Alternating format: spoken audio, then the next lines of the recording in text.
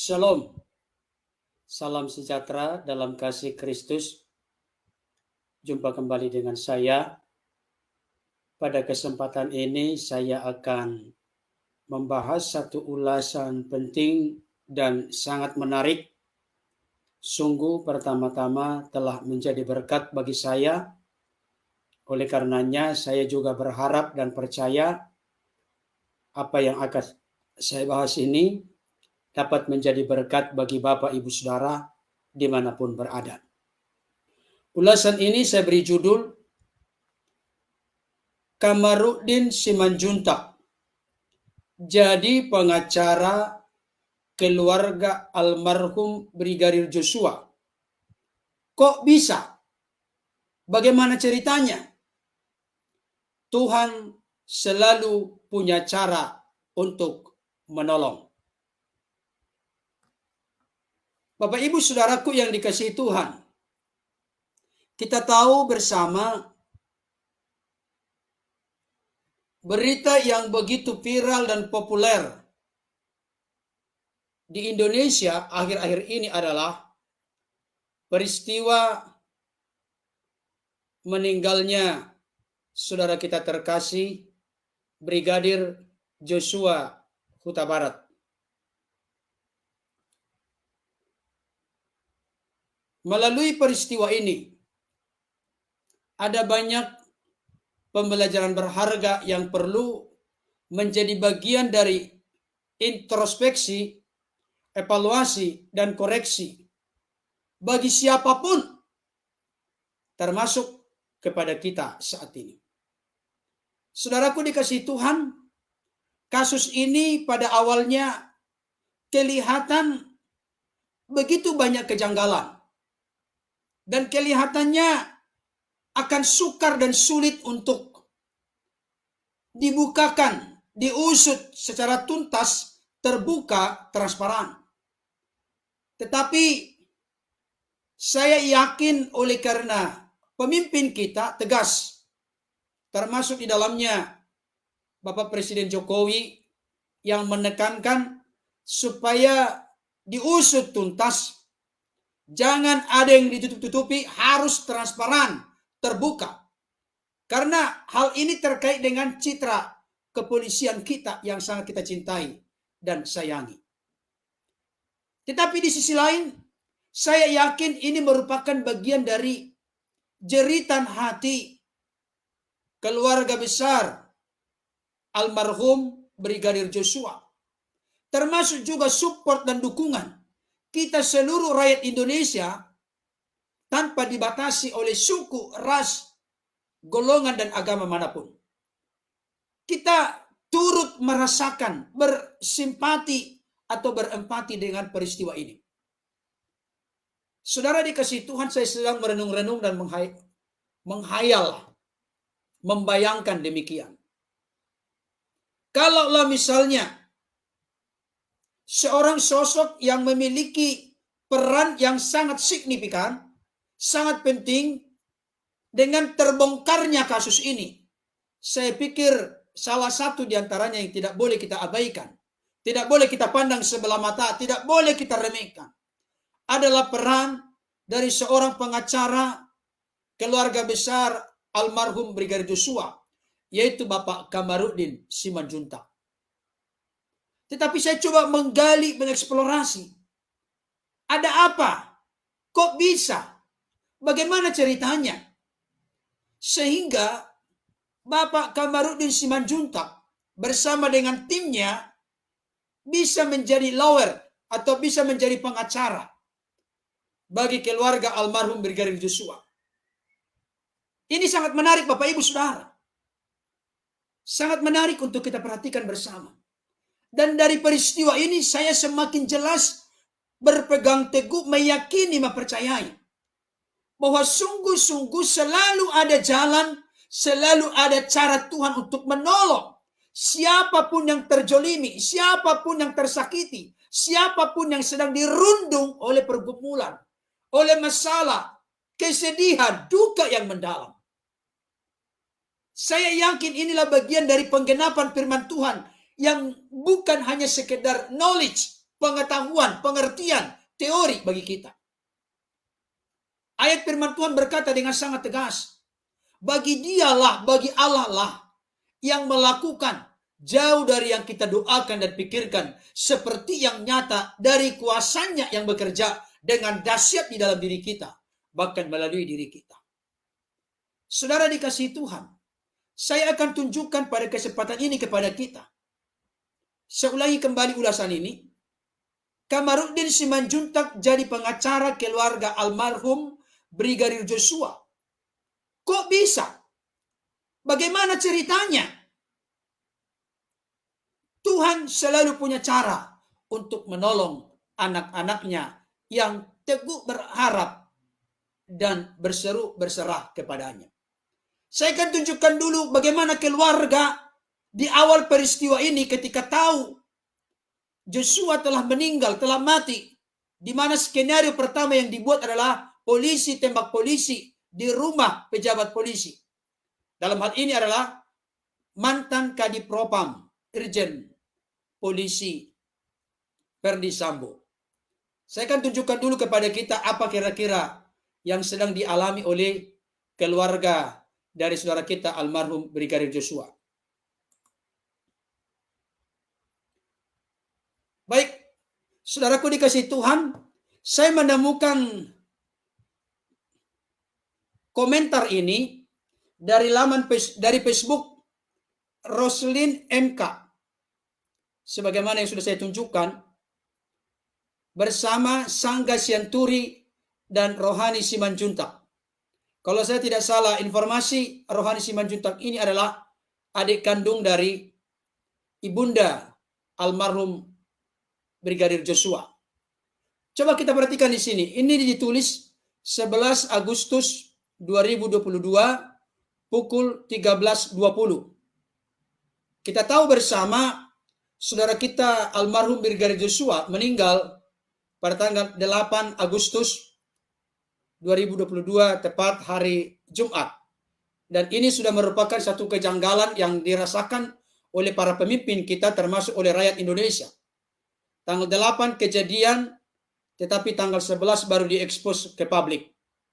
Nah, tanggal 11 Agustus, tentunya setelah mereka tahu peristiwa ini, di mana saudara kita Brigadir Joshua telah wafat, telah meninggal, maka status yang dituliskan di Facebook begini.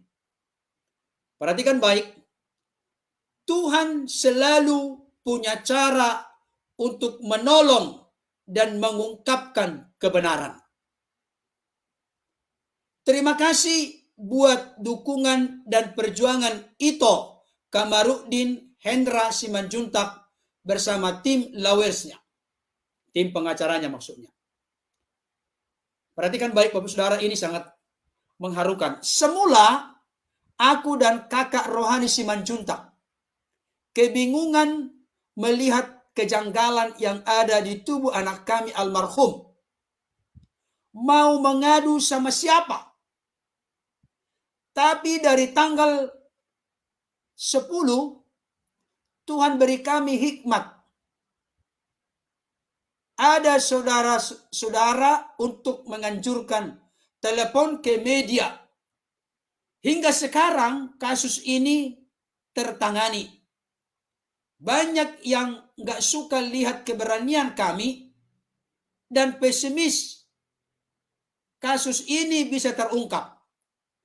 Tapi aku, kakak Rohani, begitu juga edaku Sangga Sianturi, yakin dengan pertolongan dari Tuhan dan bantuan hukum dari Ito kami, Kamarudin, kasus ini bisa terungkap. Tuhanku sungguh baik, teramat baik, memakai orang-orang yang berbaik hati. Tuhan memberkati. Saudara dikasih Tuhan, inilah jeritan hati dari Roslin MK, Sangga Sianturi, Rohani Simanjuntak. Di awal-awalnya mereka melihat seperti gelap. Apalagi yang dihadapi bukan orang yang main-main. Yang dihadapi adalah tokoh-tokoh besar yang berpengaruh, punya jabatan. Mereka merasa mereka kerdil dan kecil, tidak berdaya, tidak akan bisa membongkar ini semua. Saudaraku yang dikasihi Tuhan, bukankah itu yang terjadi dalam konteks Alkitab? Musa menyuruh 12 pengintai untuk mengintai tanah Kanaan. Dari 12 orang ini termasuk sebenarnya mereka adalah pemimpin-pemimpin dari setiap suku. Ketika mereka kurang lebih 40 hari mengadakan pengintaian di tanah Kanaan, pulanglah mereka dan membawa hasil dari negeri itu. Mereka memberikan laporan kepada Musa dan Harun serta kepada seluruh orang Israel. Maka apa yang terjadi Bapak Ibu Saudara? 10 orang menyampaikan apa yang mereka lihat. Tetapi sekaligus juga mereka menambah-nambahkan cerita itu. Kami melihat diri kami seperti belalang. Demikian juga mereka memandang kami seperti belalang. Artinya kecil. Kita tidak akan mungkin berebut tanah Kanaan. Di sana ada orang-orang raksasa, orang-orang besar. Mana mungkin? Mustahil. Kita tidak berdaya. Tapi Yosua dan Kaleb yang cinta akan Tuhan, yang mencintai mengasihi Tuhan dengan segenap hati. Mereka berkata, kita pasti masuk dan berebut tanah itu. Sebab yang menyertai mereka sudah meninggalkan mereka. Tetapi Tuhan senantiasa menyertai kita. Saudara dikasihi Tuhan, 10 orang lawan 2 orang. Lawan 2 orang. Minoritas. Kecil. Kelihatan tidak berdaya. Tapi saya kasih tahu, dengarkan baik. Jangan pernah kecut dan tawar hati menghadapi sesuatu yang besar. Kenapa? Sejarah membuktikan ternyata Yosua dan Kaleb benar-benar masuk menginjakkan kaki ke tanah Kanaan. Tetapi ke-10 orang ini bersama dengan seluruh keluarganya mati di padang gurun. Karena mereka pesimis. Mereka merasa kerdil. Mereka merasa tidak berdaya. Mereka merasa tidak ada apa-apanya Bapak Ibu Saudara. Inilah pertama-tama yang dihadapi oleh Roslin MK, Sangga Sianturi, Rohani Simanjuntak. Tapi puji Tuhan mereka berupaya apa yang harus dilakukan. Masa adik kami mati sia-sia seperti ini? Apa yang harus kami lakukan? Tetapi di tengah-tengah semua apa yang mereka upayakan sekalipun terbatas. Saya kasih tahu, dengarkan baik. Pesan rohaninya sangat luar biasa. Sekalipun saudara dan saya terbatas. Tapi yakinlah, percayalah, Tuhan yang kita sembah adalah Tuhan yang tidak terbatas. Tuhan yang El Shaddai. Tuhan yang Maha Kuasa. Baginya tidak ada perkara yang mustahil. Amin Bapak Ibu Saudara. Mari jangan kecut dan tawar hati. Di awal-awalnya kelihatan ini redup, gelap. Sulit dan sukar terbongkar karena ada skenario yang kita sudah tahu bersama. Ternyata pelakunya adalah Irjen Verdi Sambo. Saya tidak akan takut menyampaikan ini karena sudah diakui oleh beliau. Coba lihat bagaimana tangan Tuhan yang tidak terlihat itu. Tapi karyanya besar. Tuhan bisa pakai melalui Bapak Jokowi yang kita cintai. Melalui Bapak Mahfud MD. Melalui Kapolri. Dan melalui masyarakat. Saudara dikasih Tuhan. Banyak tangan-tangan Tuhan yang tidak terlihat ternyata. Memperjuangkan kasus ini supaya terbongkar. Termasuk di dalamnya. Bayangkan Bapak Ibu Saudara, kalau sampai Bapak Kamarudin Simanjuntak bersama dengan timnya, teman-temannya yang lain, tidak menjadi pengacara keluarga ini, tidak membuat laporan ke Bareskrim tanggal 18 Agustus, akan jadi apa kasus ini? Coba kita bayangkan. Apalagi yang sangat luar biasa Bapak Ibu Saudara. Bapak Kamarudin Simanjuntak ini tidak pernah meminta bayaran sepeser pun. Sekalipun memang dalam konteks keluarga. Ibu Rosti Simanjuntak sama-sama dengan Bapak Kamarudin Simanjuntak itu memanggil Ito lah. Dan almarhum Joshua Huta Barat itu memanggil dia sebagai tulang. Gitu. Paman, kira-kira begitu. Tapi ikatan darah saya tidak tahu apakah ada. Satu marga iya. Tapi beliau membela orang-orang seperti ini.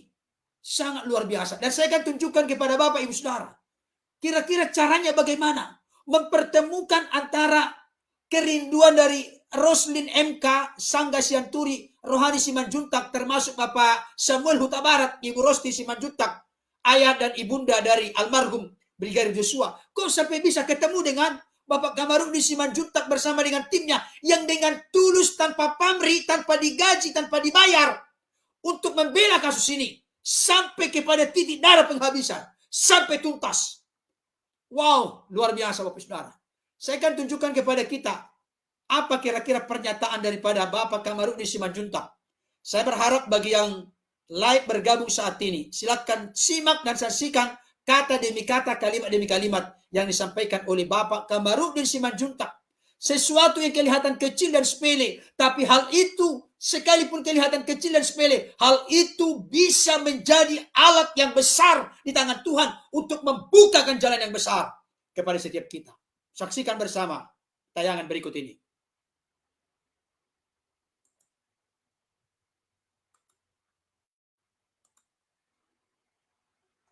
Ketika itu begini, saya sudah membaca pos metro, ada tembak menembak polisi. Saya lagi kerja dini hari di kantor, saya kan suka kerja sampai pagi. Kebetulan saya ada, maaf bisa dibilang penyakit susah tidur. Saya orang suka kerja tidur sampai dini hari. Kecuali misalnya kaki saya dipijit, itu saya bisa langsung tidur. Tapi kalau ada bunyi lagi, langsung kerja lagi. Saya pekerja hardcolik gitu ya. Saya tulis di status pagi-pagi, dan statusnya belum saya hapus. Polisi menembak polisi di rumah pejabat polisi. Mudah-mudahan bukan karena wanitanya polisi. Itu yang saya tulis. Lalu langsung ada yang komen di Facebook. Itu beremu itu tulang yang meninggal. Beri itu ponakan. Itu ponakanmu itu tulang yang meninggal. Kata saksi kita dari Sungai Bahar sana. Berteman sama saya di Facebook. Langsung saya katakan, turut berduka cita, sampaikan kepada ayah ibunya, saya turut berduka cita, saya lindungi mereka secara hukum, sampaikan nomor handphone saya. Nah itu malamnya, paginya langsung ditelepon saya, diinformasikanlah bahwa handphone ayahnya, handphone ibunya, handphone kakaknya, handphone adiknya sudah tidak bisa keluar. Maka saya gunakanlah handphone yang orang-orangnya berjarak 1 kilometer dari situ. Memang mereka cukup capek. Karena setiap kali saya mau ngomong, antarkan dulu telepon ini, saya mau bicara dengan ayahnya. Saya mau bicara dengan tantenya rohani. Saya mau bicara dengan adiknya. Saya mau bicara dengan kakaknya. Seperti itulah terus pakai handphone saya dengan handphone saksi tetangga ini. Memang dia jadi capek. Karena jaraknya kurang lebih 1 kilometer.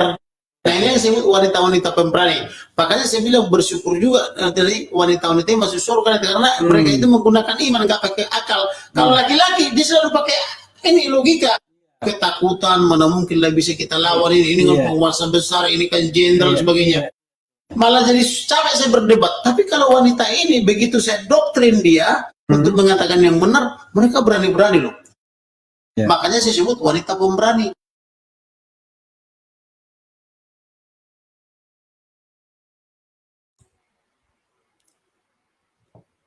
Wow, luar biasa Bapak Ibu Saudara. Caranya unik sekali. Beliau menuliskan status di Facebook. Polisi menembak polisi di rumah pejabat polisi, mudah-mudahan bukan karena wanitanya polisi. Status ini ternyata membuat respon dari seseorang yang berteman di Facebook dengan Bapak Kamarudin Simanjuntak. Dan dikatakan, tulang itu bere tulang yang meninggal. Bayangkan. Kalau di orang Batak disebut bere tulang, ponakan, wow, itu langsung menggerakkan aliran darah untuk berbuat sesuatu. Karena satu marga. Artinya satu marga di sini, satu marga dengan ibunda dari Brigadir Joshua.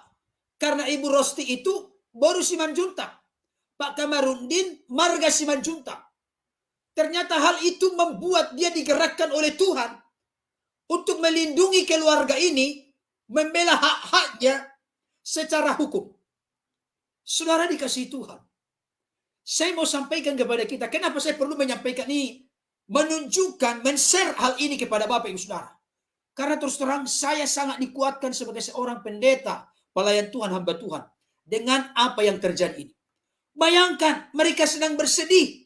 Mereka sedang berduka, karena anak yang mereka cintai dan kasih meninggal bukan karena sakit, tapi karena diperlakukan sedemikian rupa. Dan cerita yang kita sudah tahu bersama, ditembak Bapak Ibu Saudara, dibunuh Bapak Ibu Saudara. Ngeri sekali.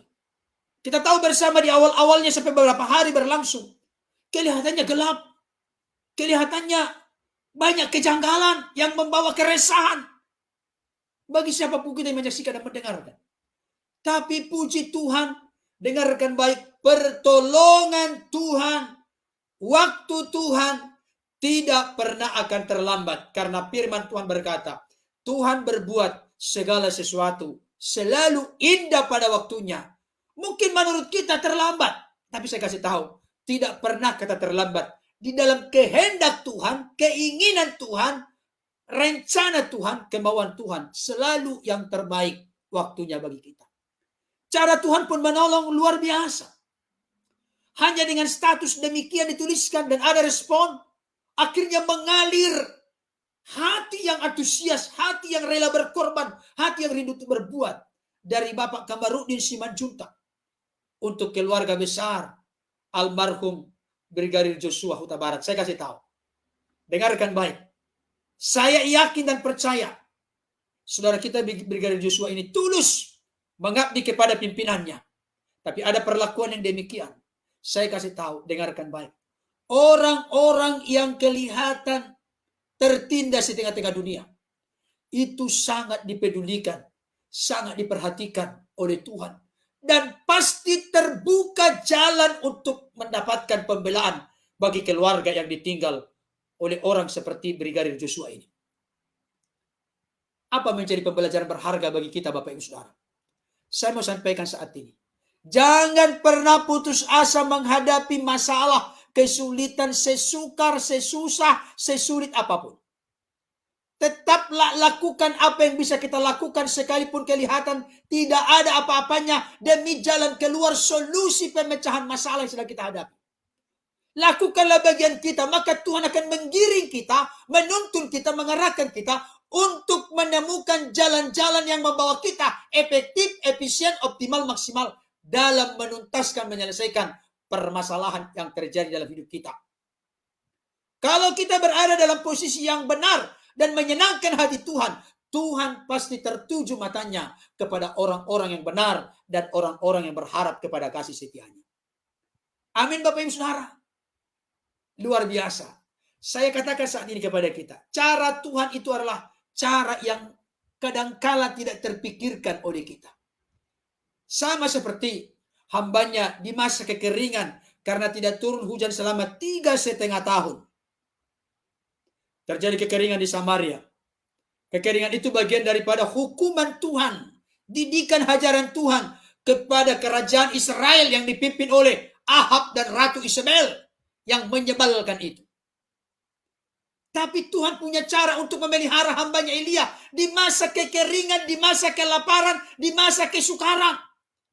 Tuhan sanggup perintahkan burung gagak untuk menyuplai daging dan roti di pagi hari dan di sore hari.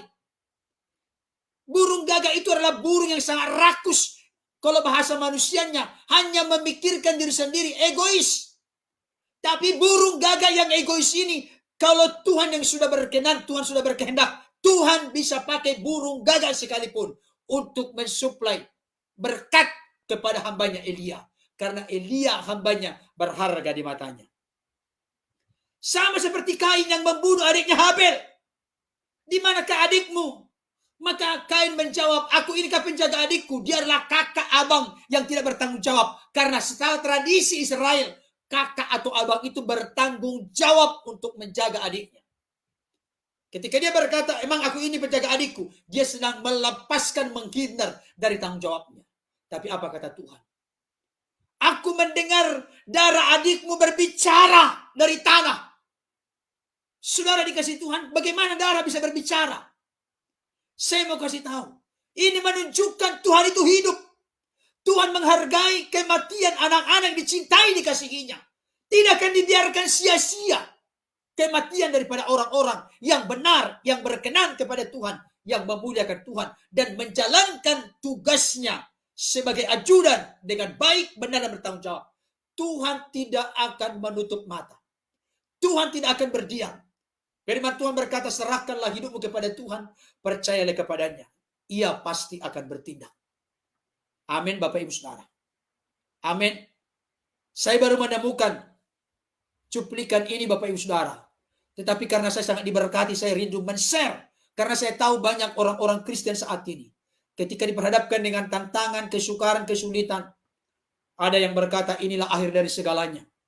Jangan sampai mengambil langkah. Membeli baygon rasa stroberi atau rasa coklat dari warung. Nanti terjadi sesuatu yang tidak kita inginkan. Jangan hadapi masalah itu. Percayalah, seperti keluarga dari almarhum Brigadir Joshua, ternyata terbuka jalan. Lebih dari yang mereka doakan dan pikirkan, Tuhan sediakan. Dan Tuhan tidak membiarkan pencobaan melebihi kekuatan. Kalaulah misalnya, sampai mereka harus membayar sekian miliar pengacara, barangkali mereka fokus utamanya bukan ke sana. Tapi puji Tuhan, Tuhan mengirimkan seorang Bapak yang sangat baik, pengacara yang sangat takut akan Tuhan. Sekalipun ditawarkan ini dan itu, waktu ini, waktu tahun lalu, tahun-tahun sebelumnya, dia tidak pernah bergeming. Tetap dia mau menegakkan kebenaran. Wow, luar biasa.